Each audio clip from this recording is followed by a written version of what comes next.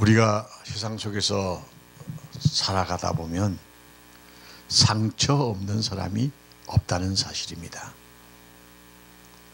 대통령도 상처 투성이라고 그렇게 이야기를 하죠. 상처를 입는 데에는 동기가 있습니다.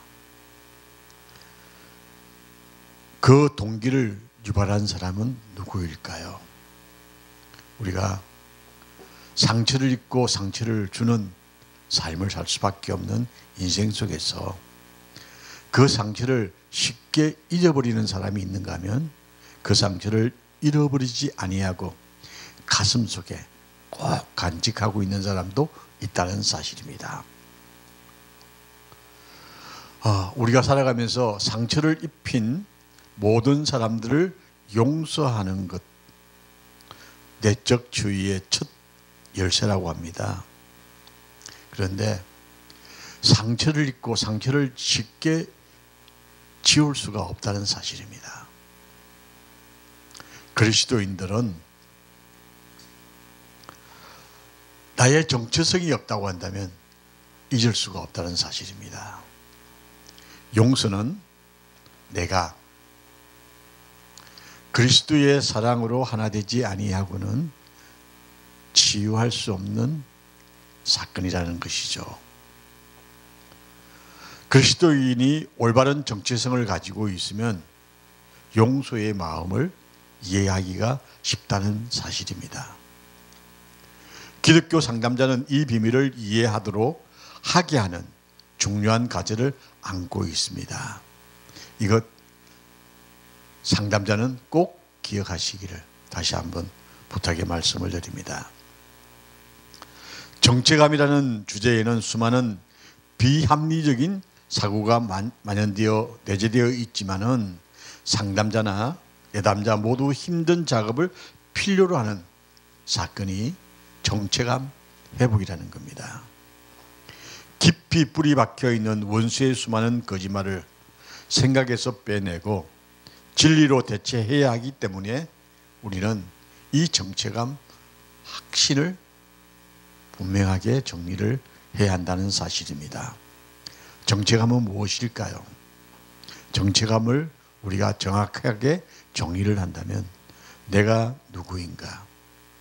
내가 나인가를 존재하긴 함을 통해서 정체감 위기에서 많은 사람들이 헤어날 수가 있다는 사실입니다. 자신의 존재의 의미를 알지 못하면 산다고 해도 산 것이 아니다. 그런 이야기를 생각해 볼 수가 있습니다. 정체감의 위기는 우리가 혼돈 속에 있을 때에 정체감의 위기가 다가옵니다. 내담자들 가운데에 내가 누군지 알 수가 없이 하는 사람들이 종종 있습니다. 우리가 어디서 왔을까요? 정체감 회복의 가장 중요한 이야기가 내가 어디서 왔느냐 하는 물음입니다. 자신이 어디서 왔는지를 모른다고 한다면 우리는 내가 누군지를 확인할 수가 없습니다. 보편적인 사람들은 우리 아버지 어머니가 나를 낳아주셨기 때문에 내가 존재한다 그렇게 이해를 합니다. 자, 우리는 영적 의미에서 더 깊이 한번 올라가 봅시다. 우리는 어디서 왔을까요? 하나님의 부름에 의해서 이 땅에 존재한다는 사실입니다. 이 정체감이 분명하게 정리되어 있는 사람은 어떤 환경 앞에서라도 굴복하지 않는다는 사실입니다. 그리고 지금 이 자리에 내가 여기에 왜 왔을까요? 지금 내가 여기에 있는 이유가 무엇인지 분명하게 알아야 합니다. 자신이 지금 여기에 있는 이유를 알지 못하는 사람들이 너무 많다는 사실입니다. 그리고 자신이 어디로 가고 있는지도 모른다는 사실입니다.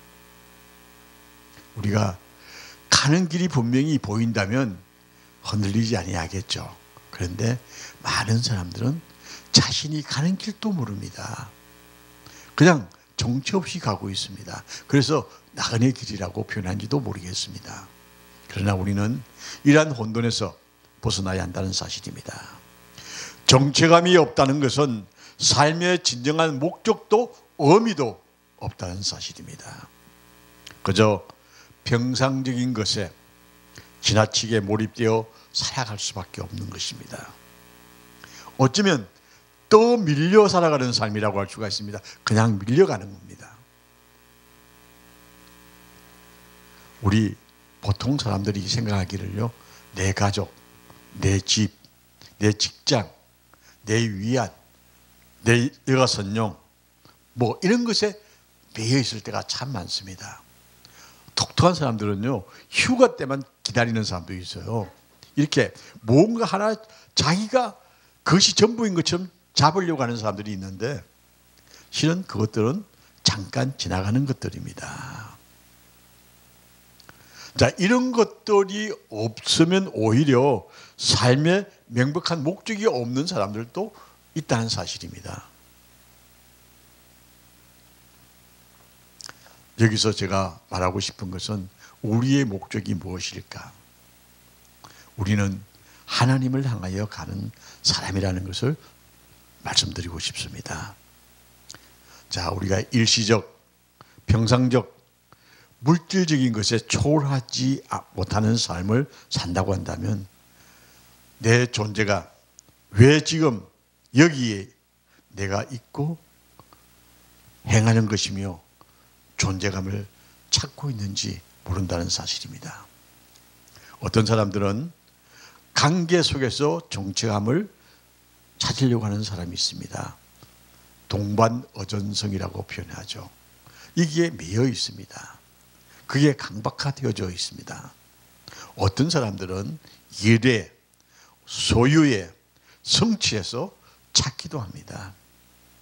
여기에서 실패하면 한멸에 빠져서 절망하고 여러 가지 중독적인 행위로 위안을 찾으려고 하기도 합니다. 알코올 중독이나 마약 중독, 섹스 중독, 뭐 섭식 중독, 노름 중독 이렇게 중독화되어지는 사람들의 모습을 가만히 보면요, 자기가 구하는 것을 얻지 못했을 때, 낭망할 때, 또한 너무 많이 가졌을 때 또 때로는 타락의 길을 걸어갈 수도 있습니다. 여기서 우리가 분명한 것은 자신이 진정으로 누구인지 알지 못한다고 한다면 우리가 사는 세상에서는 목표도 없고 목적도 없이 오늘이란 환경에 급급하게 밀려갈 수밖에 없는 존재라는 사실입니다. 하나님이 없는 세상은요, 어떤 세상일까요? 혼돈의 세상입니다. 혼란과 혼돈이었습니다. 우리 주변에 누에이지나 인본주의, 사교, 다윈주의, 보편주의 이란 서로 다른 세계관을 가지고 있는 철학들이 존재하기 때문에 혼돈은 끊임없이 전개되어진다는 사실입니다. 그런데 재미있는 것은요, 교회들도 때로는 이런 이단들과 혼합되어져 있을 때가 있습니다. 교회 지도자는 분명한 아이덴티티가 있어야 합니다. 하나님이 나와 함께 하심. 이게 없으면요, 하나님이 나와 함께 하심이 없다고 한다면, 이런 정체감이 없다고 한다면 우리는 세상의 학문에 휩쓸릴 수밖에 없고 그걸 따라갈 수밖에 없다는 사실입니다. 한국 교회가 혼란스러운 것은요, 이렇게 자기가 누구인지를 모르는 목회자들이 있다는 사실입니다. 그래서 신학교육이 얼마나 중요한지 모르겠습니다만 그 신학교육이 잘못된 길로 가고 있는 모습도 없잖아 있기 때문에 이러한 불량한 목회자가 배출되는 줄로 생각이 되어집니다. 하나님이 없는 세상은 혼란과 혼돈입니다. 이렇게 우리 주변에 혼돈이 끊임없이 전개되는 세계관과 철학들이 존재하고 있다는 사실입니다. 교회 속에도요, 상상할 수 없는 사상들이 스며듭니다. 제가 목회를 하면서 참 좋은 친구들이 많이 있는데 그 중에 한 친구는요, 참 목회를 잘하는 친구였습니다. 근데 어느 날 갑자기 이상하게 빠졌어요. 어떻게 빠졌냐면요, 타종교와의 만남이란 이름으로 성녀들을 만나고 성공의 신부를 만나고 뭐 전통한 사람들도 만나고 이렇게 만나면서 이상하게 빠져서 술도 먹고 어울리기 시작하더라고요. 그러더만은 이 친구의 사상 속에는 예수님이 아닌 다른 구원을 이야기하기 시작하는 겁니다. 그래서 그 친구에게 참 많은 이야기를 했습니다만 깊이 빠지고 나니까요, 하나님이 없이도 구원이 있다는 이야기를 서슴없이 합니다. 이런 잘못된 사상으로 빠질 수밖에 없는 것들이 무엇이냐면요, 다윈주의입니다.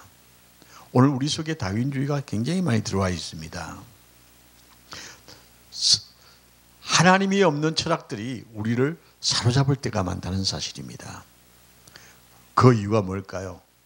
근본 정체감의 위기가 왔기 때문입니다. 정체감이 없는 신앙은 위험합니다. 자신을 찾고 근본적인 질문의 해답을 찾으려고 노력해야 하는 것입니다. 예수 그리스도 없이는 해답이 없다는 것을 우리는 분명히 인식해야 합니다. 나는 길이요 진리요 생명이라고 하신 그 주님을 우리가 만나지 아니하면 정체감 회복은 결코 있을 수가 없다는 사실입니다. 낮은 자존감이 결국은 무관심과 반항과 과잉성 치유, 동반의존성, 충동성, 그리고 적대감으로 인해서 스스로 자기의 목숨을 끊는 비참한 결과를 낳기도 한다는 사실입니다. 모든 사람들이 찾고 있는 인생의 근본적인 철학적 물음은 무엇입니까? 나는 누구인가? 나는 어디서 왔는가? 나는 왜 여기에 있는가? 나는 어디로 가고 있는가? 무엇이 가치 있는 것인가? 나는 어떻게 나를 알 수가 있을까? 일반 심리학을 비롯해서 현대 세속적 인본주의자들이 인생의 가치를 찾고 인간의 근본적인 문제 해결을 위해서 철학적 물음을 해결하고자 하지만 실상은 오히려 실망만 남겨놓는 실패의 물음으로 끝날 수밖에 없다는 사실입니다. 이 세상이요, 하나님의 말씀보다는 사단이 거짓말을 더 믿고 따르는 풍토가 있다는 사실을 여러분 꼭 기억하셔야 합니다. 자, 그럼 정체감의 기원은 무엇입니까? 우리가 성경에서 답을 찾아봐야 됩니다. 성경에서 정체감의 기원을 뭐라고 하십니까? 창세기 1장 1절 태초에 하나님이 계셨니라. 이게 우리의 정체감의 기초입니다. 하나님이 없으면 이 세상이 없었다는 사실입니다. 그러면 우리는 누구를 믿어야 합니까? 모세가 이스라엘 백성을 위해서 자신을 밝혀주실 것을 하나님께 구했을 때 하나님이 뭐라고 했습니까? 나는 스스로 있는 자라. 이 세상에 스스로 있는 사람이 있을까요? 근데 많은 사람들이 스스로 있는 것처럼 이야기할 때가 있습니다. 나를 낳아주신 부모가 없이는 나는 태어날 수가 없습니다. 나는 스스로 있는 자라고 하신 하나님의 이 응답의 말씀을 우리가 직역하면 나는 나다, 나는 나다 라는 말로 바꿔서 이야기할 수가 있습니다. 하나님은 나는 나다. 이 하나님의 말씀을 우리는 다시 한번 되새겨보면서 지금도 스스로 계신 하나님, 그 하나님께서 우리에게 다가오셔서 나와 함께 가자고 손을 내밉니다. 신약에 보면 예수님께서요, 아브라함이 있기 전에 내가 있었다라고 말씀하셨습니다. 여기서 주님의 정체감을 우리가 볼 수가 있습니다. 여러분은 누구입니까? 태초전에 이미 하나님께서 우리를 지명하셨습니다. 우리는 이 정체감을 분명히 하지 아니하면 실패의 삶을 살 수밖에 없다는 사실입니다. 창세전에 우리를 부르신 하나님, 그 하나님을 만날 수 있기를 주의 이름으로 축원합니다. 우리의 정체감에 확고한 의지를 우리가 가지고 있어야 한다는 사실입니다.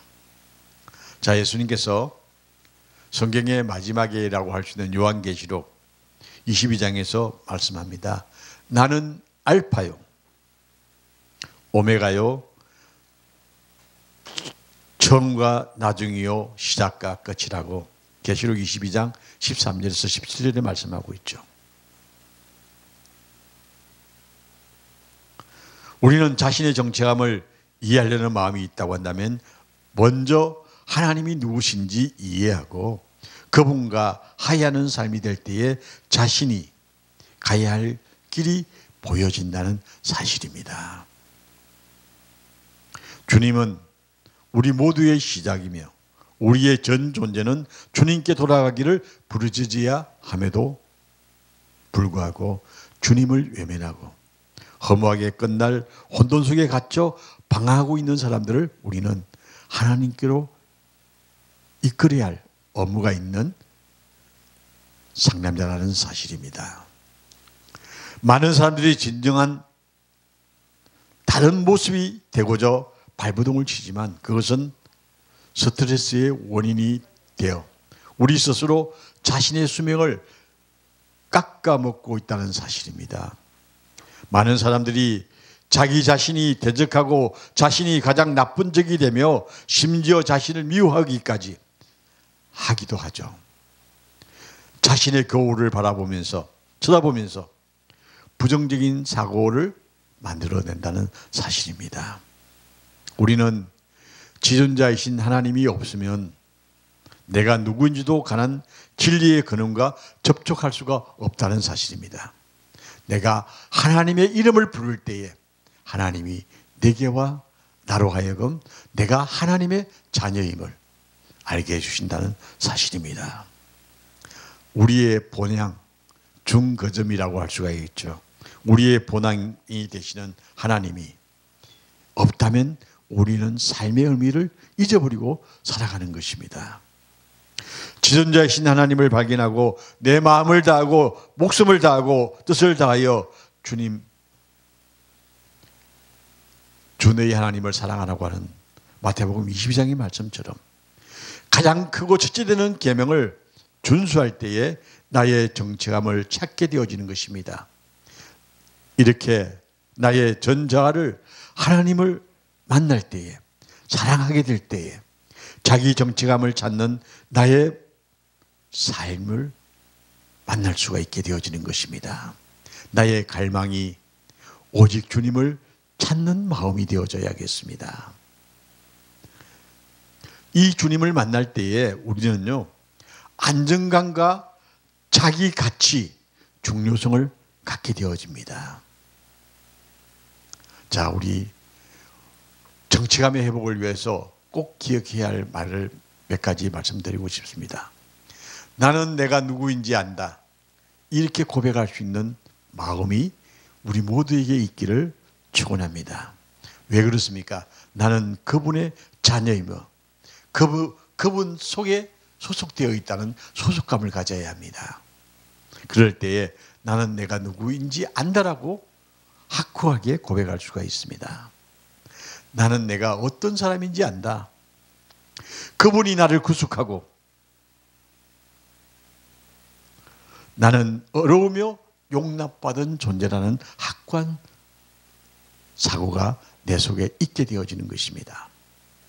나는 어렵다라 할 수 있는 것은 예수님께서 나 위하여 십자가에 피 흘려 주셨기 때문입니다. 그래서 나는 깨끗하다고 고백할 수가 있게 되어지죠. 내가 어떤 사람입니까? 하나님의 자녀인과 동시에 나는 깨끗함을 고백할 수 있습니다. 그래서 죄가 내 속에 들어왔을 때 즉시 회개할 수 있는 믿음이 나로 삶 속에서 살아나게 되어진다는 사실입니다. 나는 내가 왜 존재하는지를 알아야 하는 것입니다. 나에게 선한 소명이 있습니다.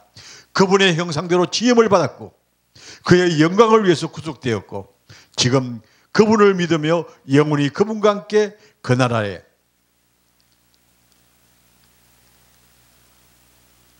살아가며 그곳에 거할 수 있는 은혜를 입었다는 사실입니다. 그 소망이 내 속에 있을 때에 나는 세상의 어떤 것과도 바꿀 수 없는 기쁨으로 오늘을 이겨가며 살아간다는 사실입니다. 이러한 정체감을 우리는 확고하게 가져야 합니다. 그리고 내 남자에게 이 정체감을 심어줘야 하는 것입니다. 우리는 변화될 수 있으며 사실상 정말로 변화되어야 새 생명을 얻는 절박함을 고백해야 하는 것입니다. 우리의 신념과 마음의 변화, 말하는 것으로 오로지 예수님을 통해서 하나님만이 하실 수 있다는 사실입니다. 이것은 그리스도 안에서 새로운 정체감을 우리가 갖게 되어지는 의미를 가지고 있습니다. 자, 우리가 한 가지 제가 질문을 드리고 싶습니다. 하나님께서 나에게 어떤 생각을 가지고 계실까요? 하나님은 나에게 어떤 생각을 가지고 계실까요? 우리는 자존감과 자기 실현에 대해서 만연해지는 개념이 옛 재성에 영합하는 것이라면 옳지 않다는 겁니다. 하나님께서는요, 우리가 어려운 사람이 되기를 원하십니다. 그래서 어렵다 인치시기 위해서 독생자 예수 그리스도를 이 땅에 보내셔서 십자가에 죽기까지 우리를 사랑하신 것입니다. 성경은 그리스도 안에서 내가 누구인지 말씀하고 있습니다. 나는 하나님의 형상으로 창조되어진 존재라는 사실을 우리가 잊지 맙시다. 창세기 1장 28절의 말씀이죠. 나는 하나님께 내 모습 이대로 무조건적인 사랑으로 영접되어지는 축복을 받았습니다. 로마서 5장 8절의 말씀이죠. 우리가 아직 지연되었을 때에 그리스도께서 우리를 위하여 죽으심으로 하나님께서 우리에게 대한 자기의 사랑을 확정하셨다고 했습니다. 하나님의 사랑으로 우리를 확정해 주셨습니다. 나는 고귀하고 말할 수 없는 가치를 지니고 있는 존재라는 사실을 내가 고백할 때에 나는 정체감에 희열과 기쁨을 누리게 되어집니다. 내가 그리스도의 고귀한 보혈로 구속함을 받았다는 베드로전서 1장 9절의 말씀처럼 하나님의 놀라우신 은혜로 말미암아 그리스도의 보혈이 나에게 깊이 들어와 있다는 사실입니다. 자, 우리 나는 거룩한 하나님의 사람이라고 고백해야 합니다. 로마서 5장 1절의 말씀이죠. 나는 거룩한 하나님의 백성. 나는 그리스도를 믿음으로 말미암아 어렵게 되어졌고 성결함을 입었다는 사실.